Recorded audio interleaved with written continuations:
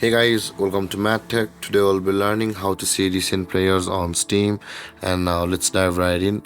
Now, to see the recent players on Steam on your computer, guys, first open up your Steam app and log into your account, as I have logged in over here.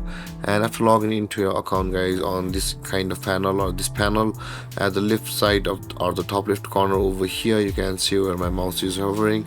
When on your username, when we hover on our username over here, you can see this kind of menu appears. Click on the friends option available for us over here, and when you land on this page, guys, you can see over here again at the left side where I'm hovering, where it says the option with recently played with.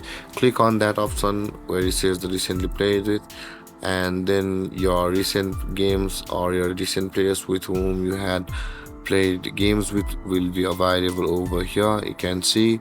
And with that being said, guys, this is how you will be able to see recent players on Steam.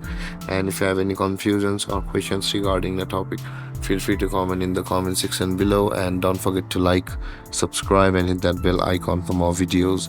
Thank you for watching, guys. Peace.